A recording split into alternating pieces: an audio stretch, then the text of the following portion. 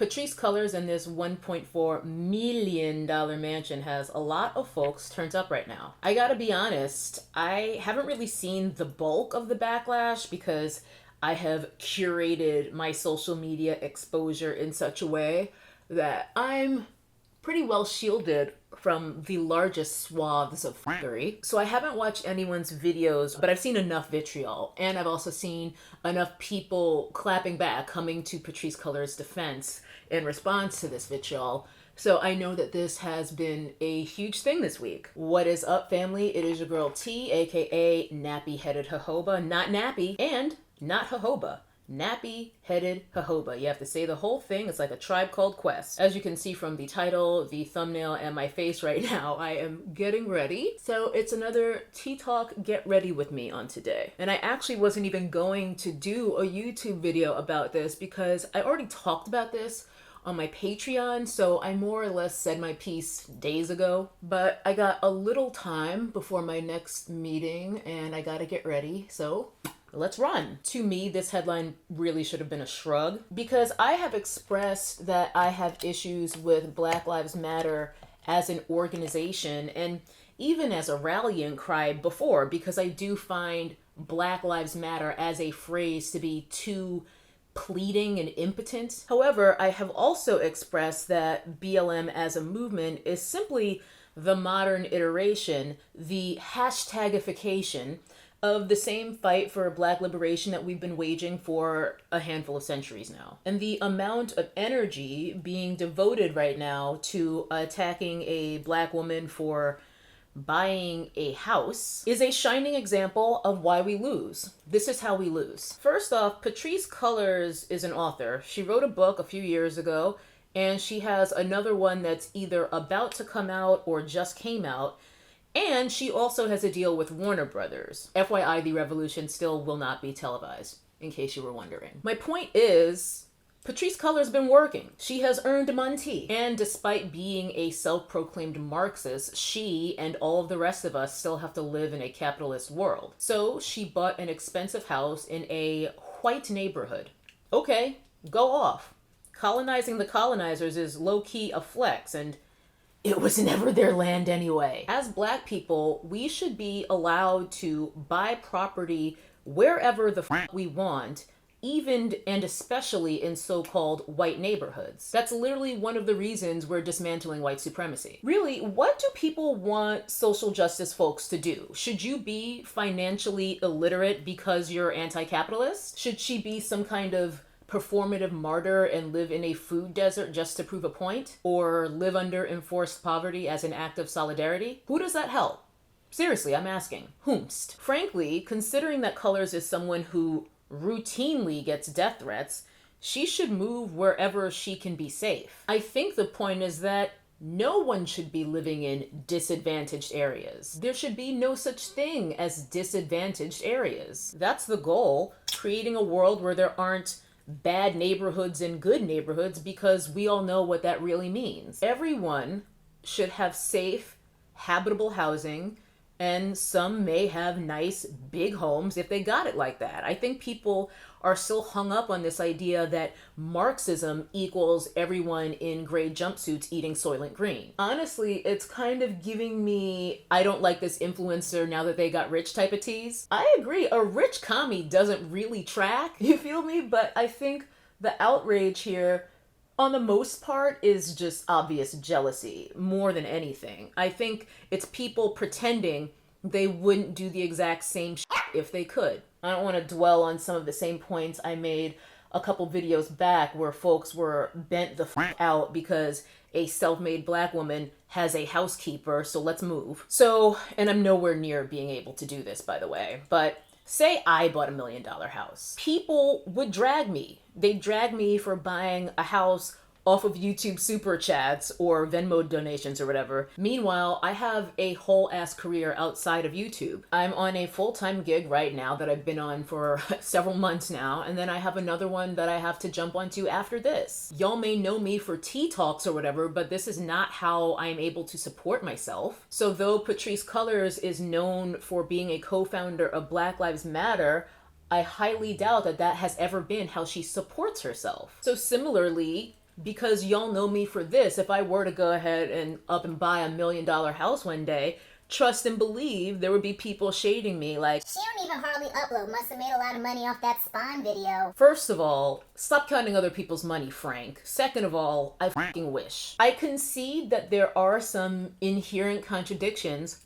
with a Marxist living in a mansion, but I also realize that we all have to live lives of contradiction. And this is especially true so long as society stays built the way that it is. There is no ethical real estate under capitalism. Also, I'm not even sure if I should be saying mansion, because ain't nobody buying a mansion in LA for 1.4. It's probably just a nice house. But okay, having the means to buy a nicer house than the 99% looks iffy, especially if you want to be purely reactionary.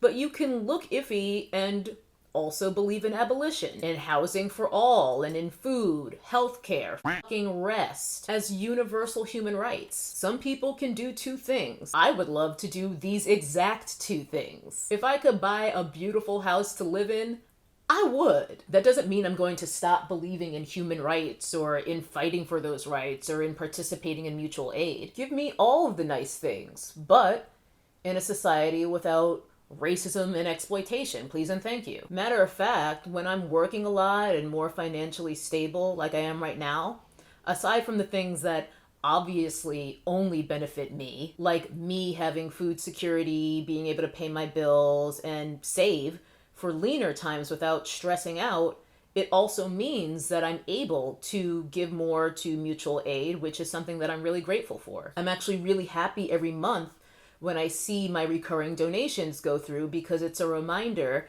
that I have abundance to such a degree that I am able to pass them on. Inevitably, real life means inconsistent execution of your core values. I don't know what else to tell you. I'll confess that I think of myself as, I guess, a bougie anarchist. There's probably a couple folks out there freaking out because I said anarchist and they think that that means utter chaos, which it does not. Political labels do not bring me joy, but that's honestly probably the closest description to my belief system. I want to destroy hierarchies, as in all hierarchies, but in the world that comes after, I want to wear all of the obnoxious rings and gorgeous handmade garments and flit about my house with a garden and a view and feed my dog only the highest quality dog food. Point is, we are living under capitalism and white supremacy, which means that even if we devote our lives to dismantling these systems, we will inevitably also perpetuate them in just trying to live and get through the days. So for me, myself, personally, I don't especially care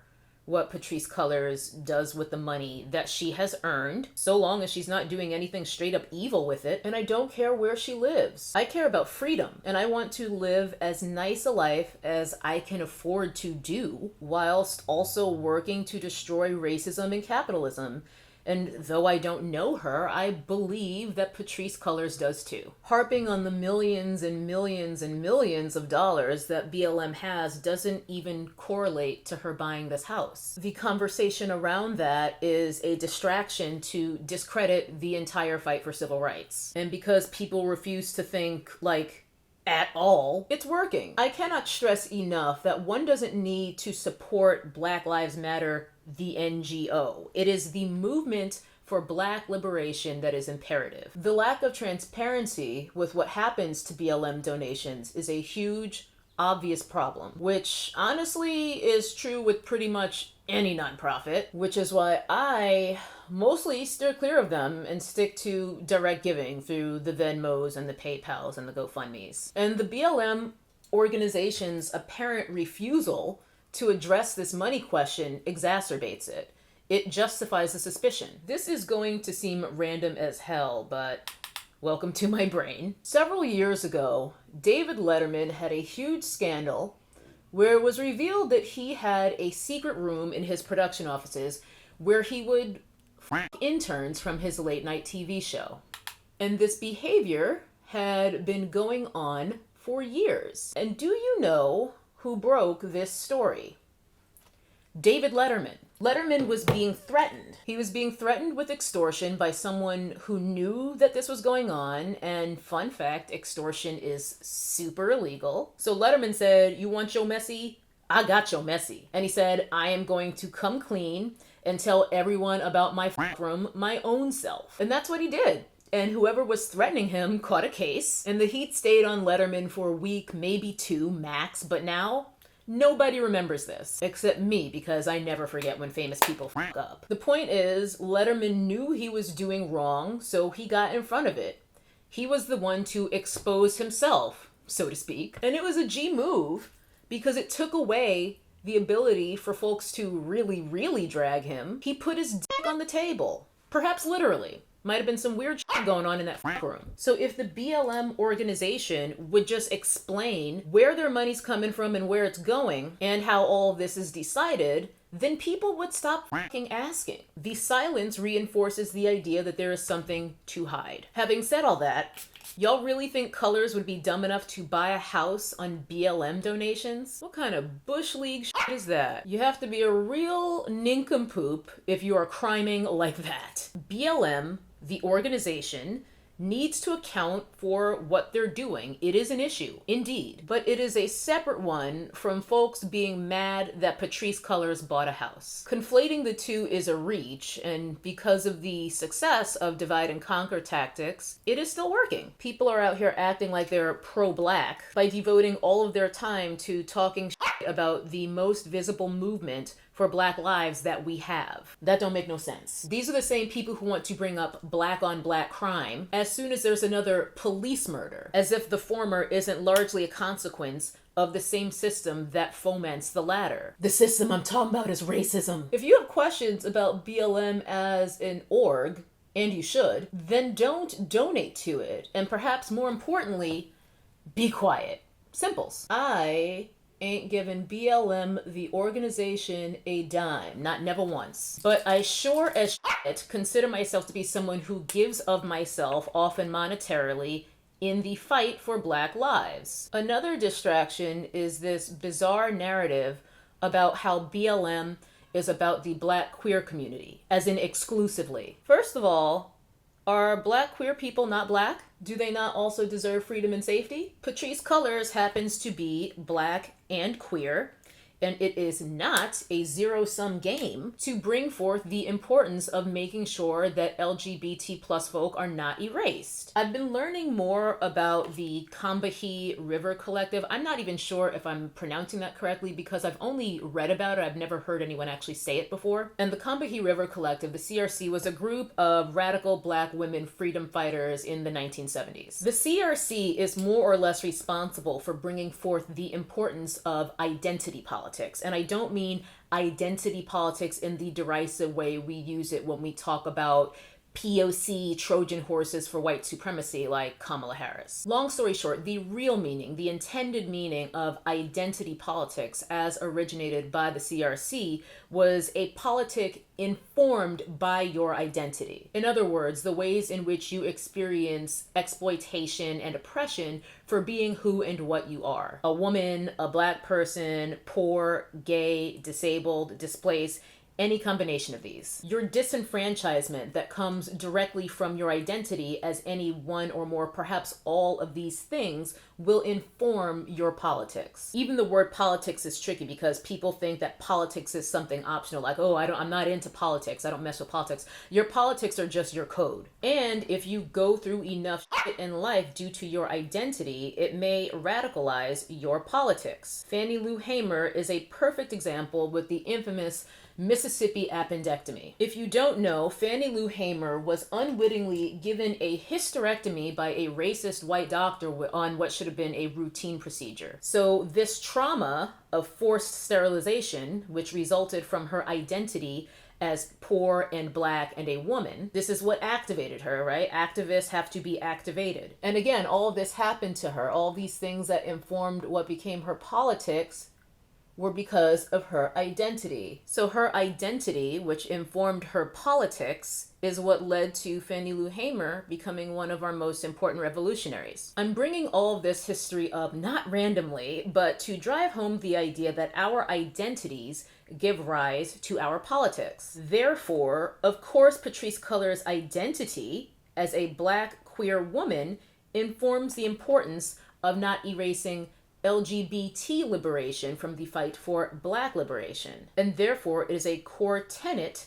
of the movement that she co-founded. And I believe one of her other two co-founders also identifies as queer. I think Alicia Garza identifies as queer. People like to say none of us is free until all of us are free, and that's not just a chant, it's quite literal. Because it is only when the most marginalized amongst us is free that the systems that oppress us all have fully been dismantled. The intersections of anti-Blackness, homophobia, transphobia, etc. Folks experiencing these multiple intersections of oppression must also be centered and freed. Otherwise, these systems of racism, capitalism, oppression, they remain able to subjugate everyone who falls anywhere on any of these spectrums. Why do you think people fight so hard for proximity to heteronormative whiteness? They're trying to get free too, just going about it the other wrong way, because that is a zero-sum game. So this drum that people keep beating about BLM only cares about LGBT is more propaganda. And it's incredibly smart propaganda because it preys on the rampant homophobia that still plagues Black communities. The homophobia and transphobia amongst a lot of Black folks is yikes. Like, still? Anyway, apparently this hit piece about Patrisse and this house that she bought worked. I legit don't even know where this article that set all this shit off first appeared, and I don't care to look it up because I don't want to give them any shine, but they seem to have achieved their goal to uphold white supremacy. I don't doubt for a second that this was put out there by those who benefit the most from the status quo to get the serfs to do exactly what they're doing. This is an old playbook. Leaders within this movement will always have entire task forces within and without the state working to discredit them to shut resistance down. These are the same folks who continuously whitewash the legacies of our past leaders like Rosa Parks. And no, I am not comparing BLM leadership to Miss Rosa. We are not there. Miss Rosa was such a G though. Most of y'all think she was just some old lady on a bus, but she was a true lifelong enemy of the state, and that is my highest compliment that I can give. My point is, freedom fighters who pose any threat whatsoever will always catch heat and be hated during their time, even MLK. Talk about whitewashing. White people love to drag out that same old speech every January, like, remember when MLK ended racism? Meanwhile, when he was alive, they hated him. So again, though I don't equate BLM's co-founders with like Brother Malcolm, who was definitely hated during his time and only now is his legacy beginning to be corrected. So though I don't think we're anywhere near a point where it's appropriate to equate BLM's co-founders with our past ancestors and some of our freedom fighters of history, the same tactics are being used here. Divert, discredit, divide. So are y'all really going to fall for the banana in the tailpipe again? I am going to throw on my lip and do my finishing touches while we transition to the obligatory awkward slow-mo shots.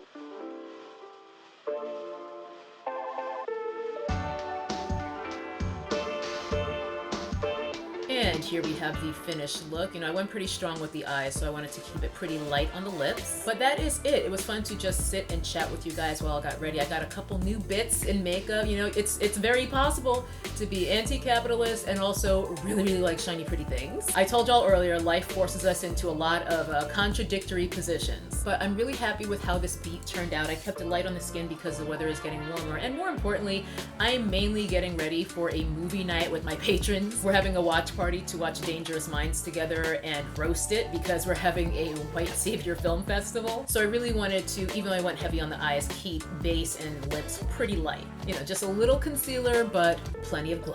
Hopefully you guys will get where I'm coming from with this whole Patrisse Cullors $1 million home situation. As I said, I had already more or less said my piece a few days ago in an exclusive video for my Ride or Dies, but this story has gotten ridiculously big, so perhaps it is worth sharing my 2 cents a bit more publicly in, Nobody Asked You Ho, volume 87. Anyway, I'm just rambling now. This Get Ready With Me is over because a bitch is ready. Didn't even bother to cover up my old and fuzzy jail braids with a head wrap or a hair hat because Who cares? We are normalizing dookie twists and jail braids in 2021. All right, y'all, it's been good chatting. Thank you for sticking with me all the way to the end, but I'm gonna leave you with my usual reminders. And those are to stay safe, stay dangerous, and perhaps most importantly, do not ever trust anyone with a Morphe code. Bye-bye. That's a nappy-headed hose there, I'm gonna tell you that now.